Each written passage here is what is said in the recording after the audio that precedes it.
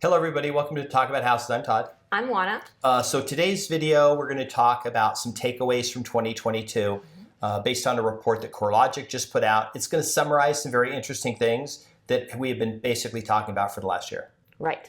So if you're new to the channel, please subscribe, hit the notification bell, like the video, share the video, tell us where you're watching from. And if you are part of our YouTube family, thank you for being here, and let's go with our video. Okay, so the first comments from the article. After more than a decade of overheated growth, 2022's rapid increase in mortgage rates put the brakes on the U.S. housing market. I want to talk about this because I don't necessarily agree that the whole decade was overheated. So let's start with 2006, prices are at historic highs, home values crash through the great financial crisis, real estate caused it. Because of a couple things. There was speculation, and there were poor lending practices. Okay, not high interest rates. It was poor lending practices. Anyone could get a loan for any amount. People were speculating, and builders were overbuilding, and it just drove up home prices. Okay, home prices crashed through the long term, which they should have gone down to like median prices of 220, 230, and median prices went down to about 130. This is here in Vegas. Okay, nationwide it was a little bit higher, but the same effect happened. Home prices basically went from 300,000 to 150,000 across a lot of the nation. Okay, but when we got to 2011, we were artificially below what home prices should have been if we hadn't had the speculation and bad lending. Right. Yeah, we were low for a couple of reasons. First of all, we had crashed so far that it took us a while to kind of crawl back up. And then the other reason is because we had fewer potential buyers. Now, the reason we had fewer potential buyers is because we had people who had done a short sale or had had a foreclosure or who had had a bankruptcy. So all these people were out of the housing market that they couldn't purchase because they could not meet the lending standards. Okay. So because of those fewer buyers now, that the demand for homes really was lower than it should have been. Okay, but some other interesting thing happened that you and I happen to know quite a bit about. During this time, 50% of all properties that were purchased for about a 4-year period were purchased with cash by investors. Yes.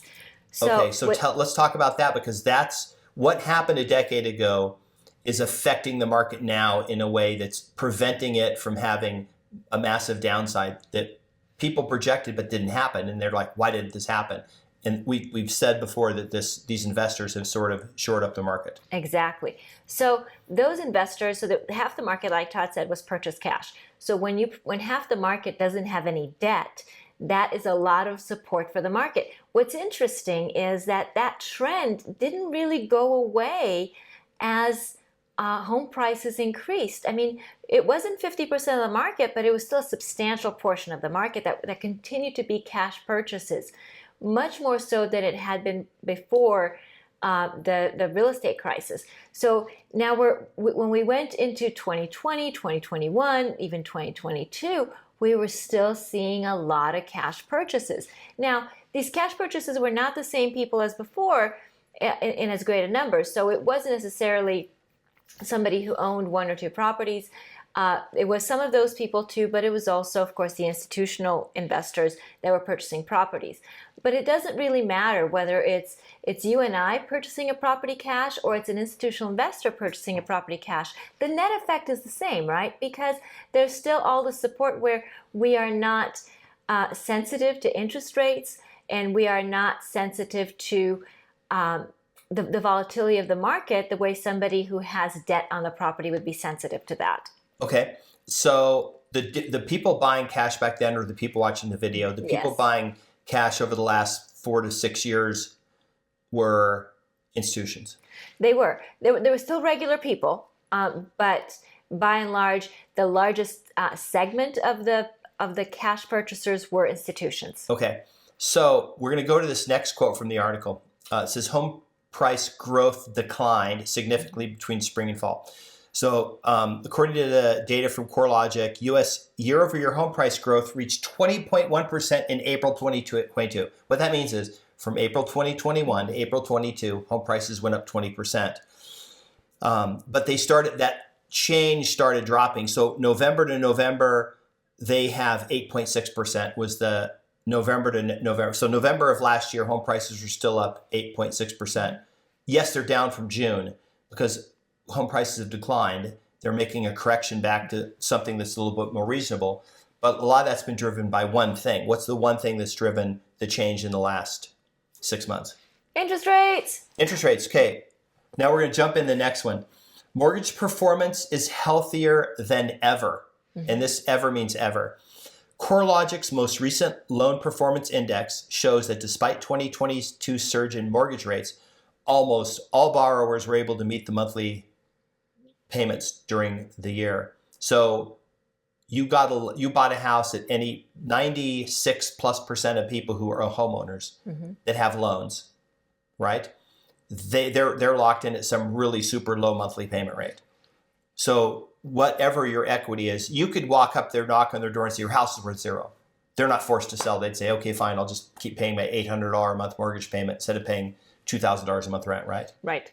So how does that help the housing market? Because this didn't exist the financial crisis. Because this would happen.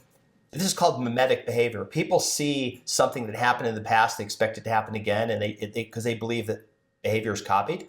So what happened is in the past, home prices dropped and it triggered this thing. But it's not happening this time. Well, because we're not seeing, because their debt ratio versus the value of their house was different then. Okay, so keep that in mind. Because what we were looking at then, people borrowing 100% or 125% of the value of the home. So when things went bad, they didn't have any equity, so they didn't really have a reason to not walk away from a high mortgage payment. Yeah. But this time around, almost everybody has equity. And even people who bought in 2022 have equity because they had to put money down in order to purchase the house. So everybody has some amount of equity. Most people have a lot of equity because most people purchased before 2019.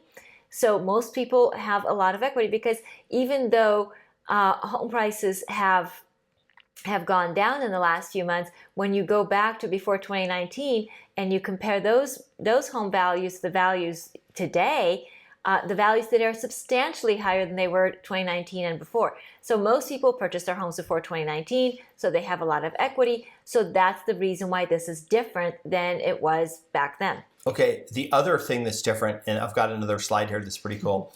As soon as prices started dropping, the number of people that stopped making payments started increasing dramatically. Okay? Because what they were doing is they were putting their houses on the market trying to get out of them and they would stop making payments. Okay, so this is back in 2006. This is 2006, not now. The opposite is happening now. The opposite, okay? For the first 10 months of 2022, the number of homeowners with a mortgage who were at least 30 days late on their payment hovered between 3.4 and 2.7%. This is just late on the payment, okay, 30-day late. This is historically extremely low. This is much lower than normal historically, reporting a 2.8 overall delinquency rate in October. On an annual basis, even though interest rates shot up, mortgage delinquencies dropped for the 19th consecutive month in October of 2022. So for 19 straight months, the mortgage delinquency rate dropped. Mortgage delinquency rate is a forward-looking thing for foreclosures. So what does this say about the potential for, like people said, someone commented on one of the videos, oh, just wait, the banks are sitting on all the foreclosures they've already foreclosed on this year. So, are there going to be foreclosures?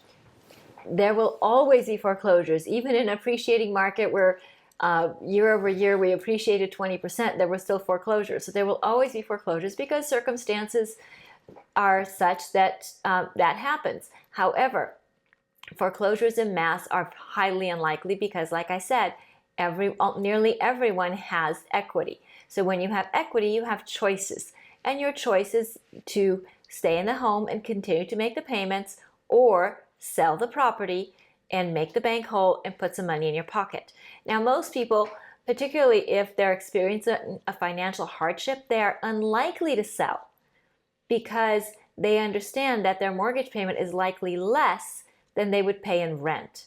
So it's counterintuitive that somebody who has a financial hardship, they wouldn't sell, but they're less likely to sell than somebody who doesn't have a financial hardship, because somebody who doesn't have a financial hardship has more choices, right? Because they're continuing to earn money, and so then they have choices to what they do with that money. But somebody who's got a financial hardship needs to have a very tight control of their expenses, and that means that that mortgage payment is likely less what it would cost them to rent. Here's another quote from the article that talks about this. Foreclosure rates remained near record lows throughout most of 2022, bottoming out at 0.2% in February, remaining at 0.3% through October. The fact that 99% of borrowers have locked in a mortgage rate that's lower than current rates helps prevent most homeowners from making late payments or defaulting on them altogether. So, first of all, we have 40% of all homes are free and clear. We have this other 60%. First of all, most of them had to put at least 20% down. Plus, they all have super low rates. So they have a ton of equity. We have some equity numbers here that are mind-blowing. But they have a ton of equity. They have a low payment, and they're just sitting fast. They're not doing anything. And this is actually a weird phenomenon. We have people who normally would sell the house who aren't selling the house. Right.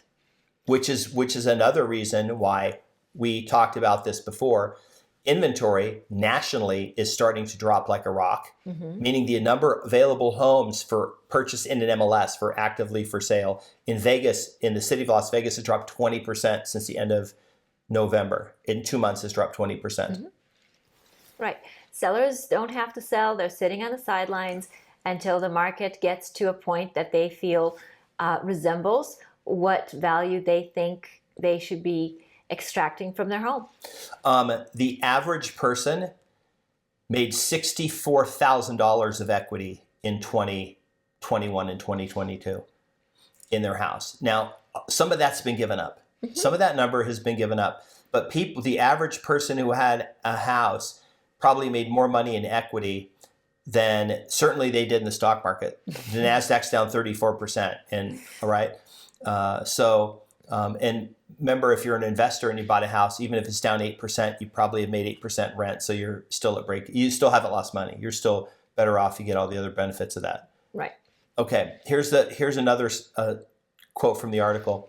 CoreLogic's monthly single-family rent index shows the year-over-year rent growth slowed to 8.8% in October, down from 13.9% in the spring. So from the spring of 21 to 2022, it was rents were up 13.9%. Rents were still up October, but they were only up 8.8%. So rents were still up, and rents are still up year over year. Florida led the nation for annual rent increases, with Miami and Orlando the top two spots respectively since January. And the numbers I saw were pretty high. They were substantial. They still, matter of fact, those Florida markets actually are still trending positive. Right. Meaning prices are still going up in those markets. Right. So just because something is maybe down in your neighborhood doesn't mean that it's down everywhere. And kind of to that point, maybe in a week or so, we'll do another video that shows the appreciation market for Las Vegas by zip code, and it'll be really fun to show that to you and to see what you think of that, as far as particularly when you're looking at zip codes that are touching each other, and the disparity is huge. So you'll have two zip codes that are touching each other, and one will be negative 1% appreciation year over year, and the adjoining one is positive 20% year over year. And another adjoining one, because of the way they're touching one another, might be 0% or might be 12% or 18%. It's crazy because real estate is hyperlocal. So just because we're going over these numbers for Vegas, it doesn't mean that it applies to you. And even when we're talking for Vegas, it doesn't necessarily mean that this is what your neighborhood looks like. The sort of the last thing, and then you can wrap it up. Somebody commented on the channel that basically said they mostly look at like the bottom third, 2/3 of the market. They're not really looking at the top end. And from what they've seen anecdotally, there doesn't seem to be much of a change. They're right. That's the short answer. They're right. So if your thing is you specialize in maybe investing in where we said the sweet spot is, which is basically 10% below the median home price. That you should. That's the kind of the sweet spot for a rental and a purchase. You can go down lower, of course. I think it was 25 below, 10 above, or something like that. But if you're in that range, like if you're the person who likes to get those, if the median home price is 400, you like something 200 to 250 for an investment property because that you think that's the sweet spot, and you only are looking at that, then you're seeing prices aren't really doing anything. They're basically just staying the same. Right, but what you are seeing is that there's not a whole lot of inventory. So that is probably going to change in the spring because that's just the nature of it. But I also think that buyers will come back in the spring, and there will be more competition for the existing inventory, which I don't expect that the existing inventory will grow substantially to meet the buyer demand in the spring. If you do not have to sell your house, but you have it listed, my recommendation is to have a talk with your agent about, is the price right? And if the price is right and you have time, what I would do is just kind of sit on the price, especially if you're still living there. If you're just, I'm going to move it, I'm going to move when I sell or whatever. I don't know that I would be in in the fall, it was a little different maybe because there were people who had to sell and the market was starting to noticeably decline and buyers were getting some more leverage. But I think sellers are going to be back in the driver's seat in April, May. That's personal opinion. We're talking in Vegas, maybe not in the Bay Area, maybe not in San Francisco, but in Vegas, I think buyers are going to be competing again, multiple offers. Somebody had put that the 10-year Treasury was at 3.5%. Wow. And that if it drops any more, then mortgages are going to follow because mortgages are trying to, that's what basically mortgage rates sort of based on, not what the Fed rate is. Right. So if you like the video, please subscribe, hit the notification bell, like the video, share the video. Tell us what you think in the comments. We love to hear from you. If you are interested in having us cover a particular topic, please feel free to give us a suggestion. If it's something that's in our wheelhouse, we'll be happy to give it a try. If it's something about a particular market that we are not familiar with, we apologize, but we can't cover something that we don't know, but we are willing to learn. So thank you for watching, and we'll see you on the next video. Bye. Bye.